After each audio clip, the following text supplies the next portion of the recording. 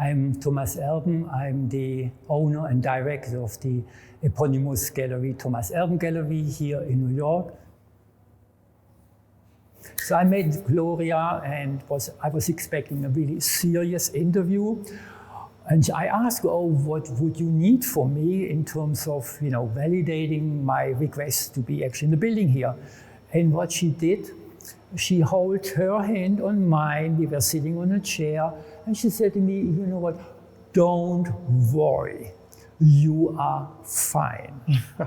And I don't think that she checked me at all, because I don't know what information we gave, etc. But it was such a nice and reassuring gesture. It was really like something I will never forget, and I found it was a very gracious gesture. And this gesture brought me into this building here. And we have now several galleries on the floor here. It always has been a building where you felt, everybody is doing his or her things. Often you don't see people for months, even if they are on the same floor, because everybody disappears in their studio. They're all independently working people. But you always felt there's a certain spirit in the house here, like a benevolent spirit, which took a very material form, sometimes in situations like Sandy, or when you had the stock market crash like in 2008, right? Sometimes, business went to zero, and then sometimes you were kind of late with the rent, and sometimes in very serious situations like Sandy, you were pretty late with the rent, because sometimes for half a year there was no income. And of course, at a certain point, you were asked, how does it look like? But there was never this kind of typical landlord situation, breathing down your neck. Oh, if you don't pay us that moment, you are out of here. So it was always dealt with in a very gentle and very, honorable way. When you look for new art, you can't go by a book, or you don't know where these artists are. You even don't know how this art is going to look like, right?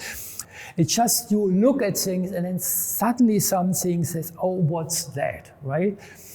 Something suddenly intruding your consciousness, suddenly piercing it in a way where you get kind of like.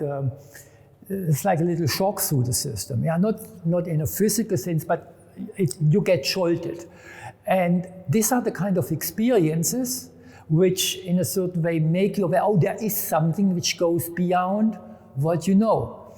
Now, if I say that, I can also tell you the exact opposite, to again bring you back to, there is no one way actually how to find an artist, how to operate a gallery, how to be an artist, etc. So other experiences are that you see something, you say, you don't have this initial kind of jolt experience, and then you learn about it, right? And then as you learn about it, it unfolds to you. So it's a completely different experience. It's not this kind of instantaneous like recognition or feeling there's an energy which you don't know, that's exciting, that's interesting, let's go for it. There it's more like an acquired knowledge where you are confronted with something, it kind of captures your interest, and then you follow it, and the more you learn about it, the more you say, oh, that's really interesting.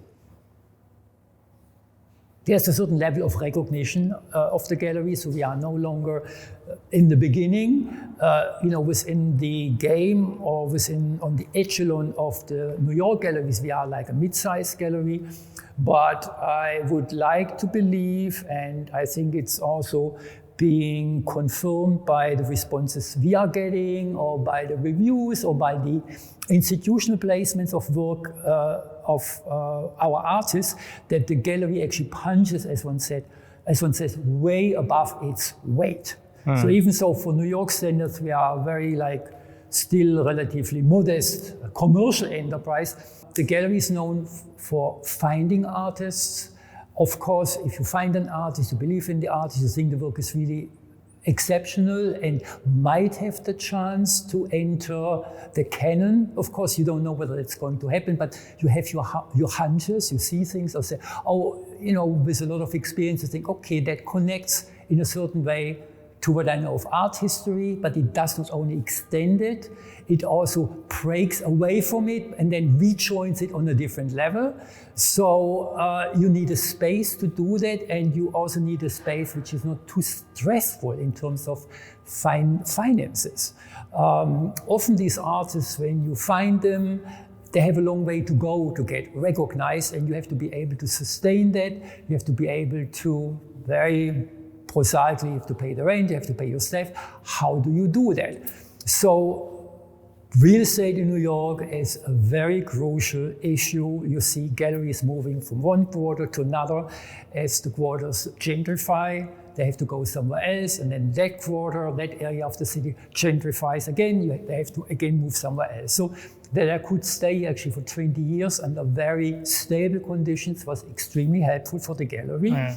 I don't have to necessarily be a great salesperson. It's more that the art is, if it's really good, people will like it, the art finds its way. It's an experience I've made again and again. So I'm in a certain way the incubator, I'm the facilitator for these things to happen. Whatever happens or what happens to you or how it happens, it almost seems to be the outgrowth of much wider things happening. There are also sometimes circumstances which are kind of meant to happen. So I had several situations where I knew I played a role. I was just playing a role within a wider theater. And I found this again, so it's not only me, and I'm the gallerist, and I have the power. So you are also embedded into a much wider net of things happening, of things who want to come to the fore, are meant to come to the fore, because art is not just an object, it's not only a particular discourse, etc. Art also has a function within society. Yeah. So also society needs a certain kind of art at a certain point in time. And there are certain people or certain artists who are able, unknowns to them, to deliver that art, what the society needs at that point in time. Then you of course need also an environment which allows for the content or for this art to actually come into society, right? And that's also a function of a gallery, that we, with our instincts and whatever might come to us, so we, in a certain way, are sometimes the people who allow for something to become visible, which is then of importance to a much wider society, not only in terms of art object, but also in terms of discourse, in terms of consciousness. We are all, society lives on a certain consciousness level, etc. And then suddenly it gets pierced and something else intrudes and it expands the consciousness, the possibilities, the viewpoints of what can be of an entire society. Right. And there's also something, these are the arts, it can be music, it can be film, right? It can be dance. So these are the arts who introduce that element into society and which, rejuvenate society, which help the society to evolve.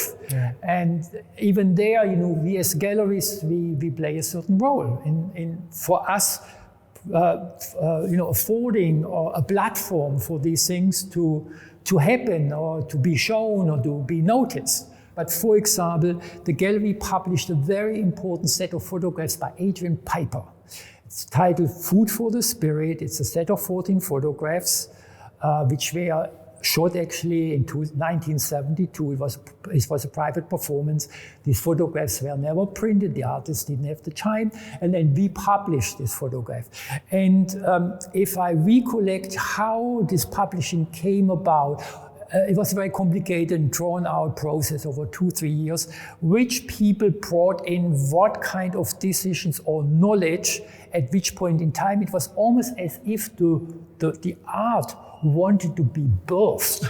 It sounds funny, but as if it was supposed to come to the fore, and then various people with their knowledge, with their advice, in a certain way helped, generate that. And these people did it just because they liked it, they felt the impulse. So it's almost as if the artwork itself drew in the people, which then allowed its realization. So along all these years, there were always shows from time to time, which then later on became historical, which got inscribed in the historical, basically discourse. So that's something I'm very proud of. And I have to say that the building where I'm right now actually also helps to do things like this, because these are all artists, and this is something the gallery always tries to achieve or was aiming for, having artists who break through the ceiling, who bringing like new ways of using painting, or who expand what a painting can be, the discourse surrounding painting. Equally in photography, yeah, these are currently the two areas of strength in the gallery here. So how do you do this as a gallery? So the space here, the building was meant to be supportive of artists, studios, galleries, the creative community, and for example, in my situation, it perfectly played this supporting role. So we stayed here, we're very happy here. So in that sense, I'm very grateful to the building here that it allowed me to pursue what I've always wanted to do, what I'm very passionate about, still passionate about 30 years after opening the gallery in 1996. It's kind of my lifeblood, and well, I hope that the situation can be maintained in that spirit here, and that other people will have the same luck I had over the past 20 years. Yeah. Thomas, I think it's fascinating for you to describe your process. Yes. You're seeking the way it finds you, the way it surprises you, the way it captures your attention in various ways. The way it unfolds. Yeah. I love that because your eyes are different than mine. As a painter, as a photographer, I'm looking at things differently. Yeah. And then when you see something, it captures your attention. So this relationship between your artists, this art, your gallery space, and your mind, and then connecting all of that with the collector, with the visitor of the gallery. I think that's a fantastic approach to being a gallerist. And obviously you have 30 plus years doing this. So, I mean, congratulations on this. Yeah, this is quite an accomplishment. And let's keep our fingers crossed that we don't lose our spaces. I don't think we will. I think we're going to be here for a while. It looks very positive. It looks very positive. It looks very positive. I mean, you and I were at that meeting and we have a good feeling. Yes. Yeah. so one can only hope. But I think we're going to be here for a while. Yeah. I think we're going to be able to continue doing our work, the things that we love. Yes. You know, and clearly you have that love. Yeah. And what's great that a space came to me where I was allowed, or which was supportive to what I wanted to do. Right. So that was really wonderful. I think all of us can say that. Yes. Yeah.